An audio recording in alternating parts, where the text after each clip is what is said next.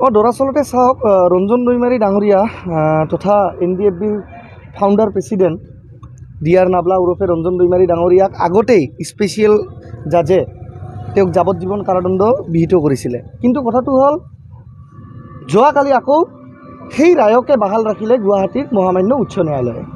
এতিয়া কথাটো হ'ল লিগেল পইণ্টত কথাখিনি মানুহে লিগেল পইণ্টৰে লিগেল ভিউখিনি দিব, কিন্তু আমি যিহেতু সাধাৰণ ৰাইজ আৰু মই যিহেতু মানে BTR চুক্তিটোৰ বা তৃতীয় বড়ো শান্তি চুক্তিত কিঞ্চিতভাৱে হ'লেও অলপভাৱে হ'লেও অৱদান আগবঢ়াবলৈ সক্ষম হৈছিলোঁ।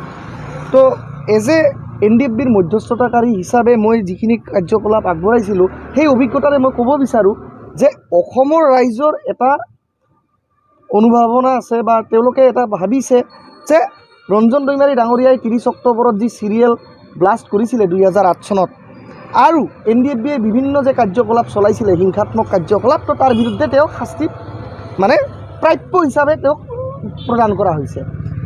কিন্তু কথাটো সেই ধৰণৰ নহয়। এটা টকাৰ যেনেকৈ ইপিটি আৰু হিপিটি থাকে, হেডছ আৰু টেইলছ।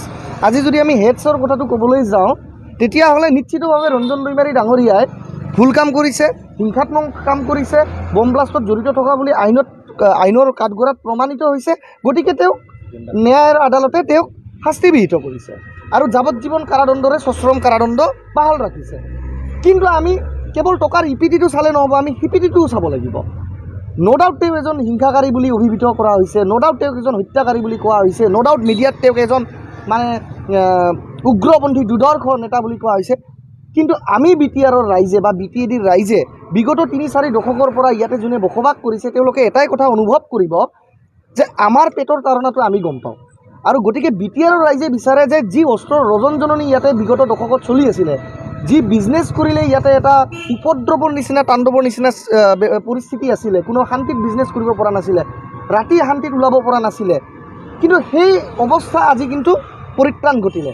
আজি BTR চুক্তি বা তৃতীয় বড়ো শান্তি চুক্তি স্বাক্ষৰ হোৱাৰ পিছত আজি মানুহে উলহ মালহেৰে পূজা পাৰ্বণ, আজি মানুহে উলহ মালহেৰে তেওঁলোকে নানা উৎসৱ তেওঁলোকে উদযাপন কৰিব পাৰিছে, ব্যৱসায়ো তেওঁলোকে অতি সুখেৰে তেওঁলোকে কৰিব পাৰিছে। তো BTRৰ ৰাইজে এটা কথাই বিচাৰে যে কিছু এৰা ধৰাৰ মাজতে যাতে আমাৰ মাননীয় মুখ্যমন্ত্ৰী হিমন্ত বিশ্ব শৰ্মা ডাঙৰীয়া আৰু ভাৰতবৰ্ষৰ যশস্বী গৃহমন্ত্ৰী মাননীয় অমিত শ্বাহ ডাঙৰীয়া তেওঁলোকে যাতে আইনৰ প্ৰচিডিঙৰ জৰিয়তে, যিহেতু এতিয়া হাইকোৰ্টত সেই শাস্তি বাহাল ৰখা হৈছে, আইনৰ প্ৰচিডিঙৰ জৰিয়তে যাতে তেওঁলোকে ৰাজনৈতিক সদিচ্ছা দেখুৱাই তেওঁলোকে যাতে পলিটিকেল ইণ্টাৰেষ্ট দি চেম্পেথেটিকেলি গোচৰটো কনচিডাৰ কৰে আৰু ৰাষ্ট্ৰপতি ডাঙৰীয়ালৈকে যাতে সেই ফাইল প্ৰেৰণ কৰি ৰঞ্জন দৈমাৰী ডাঙৰীয়াক শান্তিৰ স্বাৰ্থত যাতে সমাধান কৰিবৰ কাৰণে প্ৰক্ৰিয়া অতি শীঘ্ৰে আৰম্ভ কৰে, তাৰ কাৰণে আমি আহ্বান জনাইছোঁ।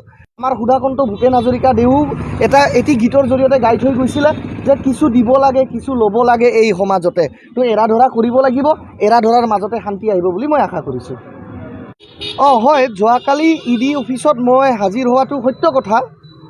সেয়া আপোনালোকৰ সংবাদ মাধ্যমৰ মোৰ বন্ধুবৰ্গ বা সংবাদদাতা ভাতৃপ্ৰতিম সকলোৱে কেমেৰাত বন্দী কৰিছে আৰু মোৰ ভাষ্য তেওঁলোকে গ্ৰহণ কৰিছে।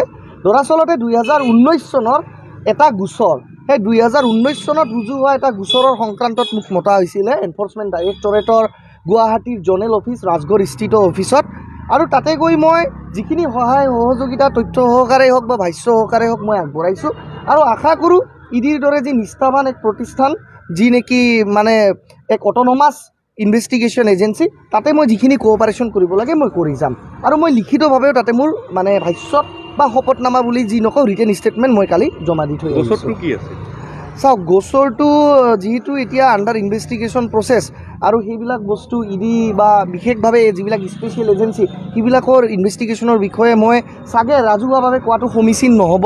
কিন্তু মই এইখিনিয়ে ক'ব পাৰোঁ যে সত্যৰ সদায় জয় হয় আৰু মই যিখিনিলৈকে যথা সম্ভৱ সৰ্বদাই মই সহায় সহযোগিতা তদন্তত আগবঢ়াই যাম।